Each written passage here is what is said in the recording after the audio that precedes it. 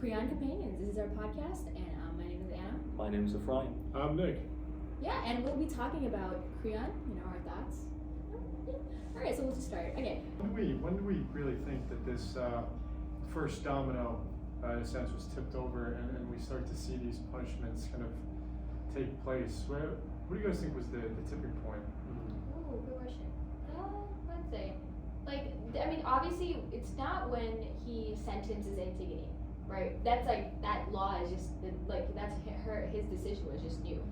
I think it's more so after talking to Haman, and then after talking to the chorus leader, both of them are they give him insight, and it's so much insight where the obvious answer is at least Free Antigone. Yeah. Yeah. She didn't do anything. Exactly. Yeah, but it's I'd buy that shirt, by the way, Free Antigone. yeah. Exactly. Hashtag Free Antigone. Get it. You know what? Check it out in the merch stores. Coming probably in a month.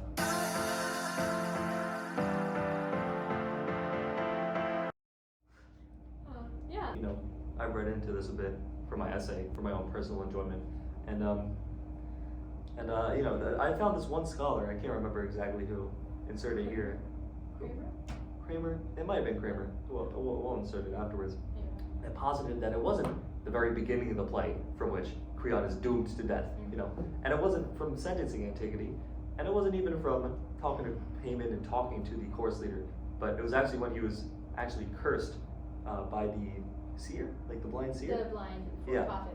Who prophesied that his son would die. Now, what does that have to do with Antigone? Well, how does Haman die? He kills himself after seeing Antigone.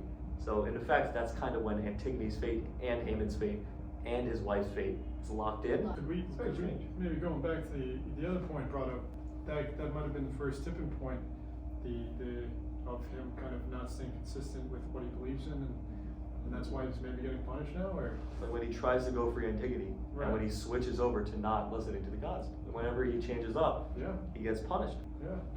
There's a lot of that. In Greek kind of writing, it's very against the god. Because I know Odysseus, right? There was a lot of He fought with so Poseidon. much, yeah, right. There's so much rebellion against it. But that was more active, direct fighting with the gods, right? And then this is this Well, what's more direct than the gods was kind of killing right, your right. family directly. Yeah, the role of the seer is what this mediator between human and the god, right?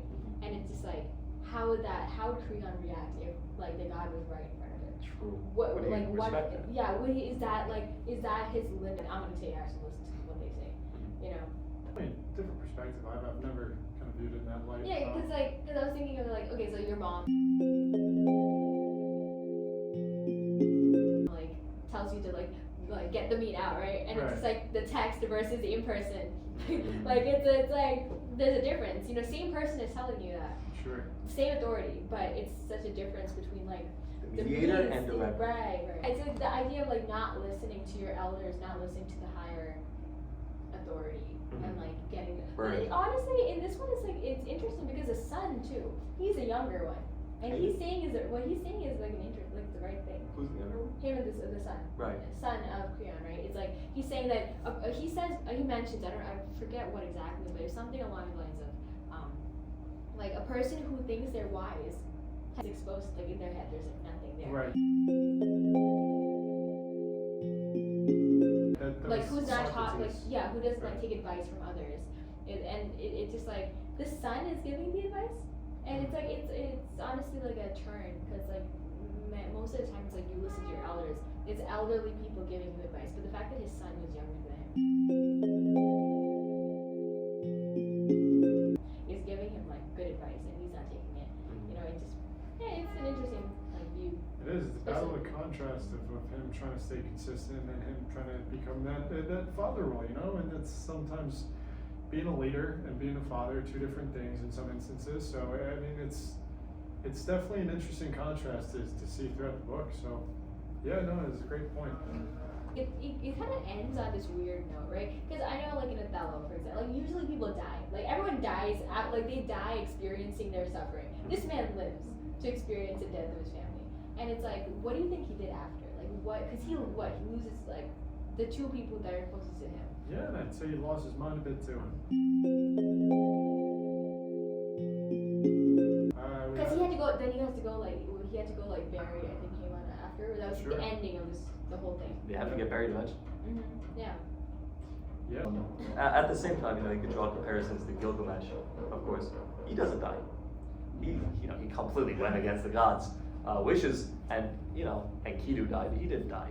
He just kind of lived out the rest of his days, bettering himself. Kind of a boring existence. And that's what I picture with Creon. It's a very boring existence. He doesn't have any kids anymore. So he's not going to be treated well in the afterlife when he does eventually die. He doesn't really have that much of a purpose outside of his country. So the gods are like, yeah, you want to put your country above all else? Well, now that's all you have left Right. for the rest of your days. And it's like the kings are always like, oh, make sure the duty of your country is over everyone else. That's usually the mindset, right? Because like this is not like a business that you're running. This is your entire people, This is just your multiple nation. families. Yeah, this right. is your nation, and this It's is your your future nation. nation. But it's also like, is that all? Like, is that can you literally like lead based on only that? Yeah. I, for one, wouldn't trust a leader without kids. It shows that they don't have a stake in the country. But then he lost. The nation. He lost them them, yeah. now. So he has it's to like, go and get. now, do you think it's more respectable of him then? Like. Oh, to he's continue like, to lead even. Continue leading. So he lost his stake in the country. He lost all of his mortal ties even to the world. Yeah. And he continues to lead.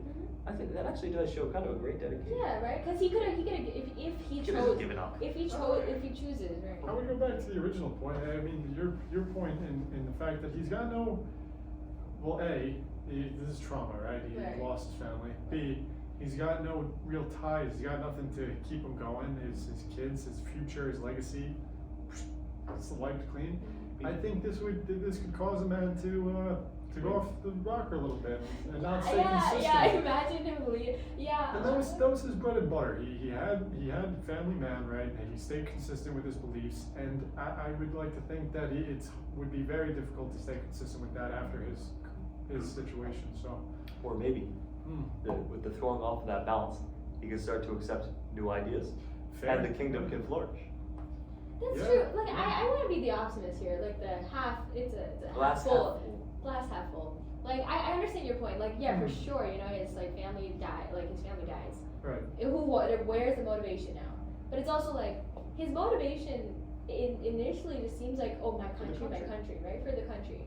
And it's like, like I think he would continue leading the country because that's all he has now. That's his whole identity. Also, who else is left? All of his children died. Right, there's also that too, right? Whether if he would do it or not, I would definitely lean towards he would do it. That's what I would say. But it's just I think it's a bit of a difference in how he would do it. So you guys think that he has a chance to become better at it, more proficient? I think better, honestly, because Better you kind of in the sense- notice that, right? Because what's it called? There's this part where he's like, the course leader's like, you need to do something, right? And then he goes, just tell me what to do. Tell me, I'll do it. Yeah. And he's like so willing now. He's just like, tell me. Like Yeah, he was like, no advice. Like Wouldn't hear it. unless you're higher than me, there's no advice. Not ironically, not like he's not gonna listen to the gods. That's true. Like literally, just it has to be me or no one else. And it's the fact that now he's like, I'm gonna listen to someone else's opinion. And I think like that is a really important idea of like. Very humbled. Yeah, it's like it also kind of like goes back to this theme of like getting advice from people, right? Like, can you Opening live? up. Opening up to like, Higher Goes power. back to what you were Well, saying yeah. earlier. How someone who believes that they're wise aren't really wise, and right? that was actually a Socrates quote, and he says, "I am the wisest man in." Athens. I believe In it was Athens, Athens, yeah. right. So I'm the wisest man in Athens because I understand that I'm not wise. Right, And that was his mentality, and you know what? I think we kind of see that theme in regards to Creon now. So yeah, no, you know what? I kind of changed my idea now. I could see potential for him being a better leader now, 100%. Yeah.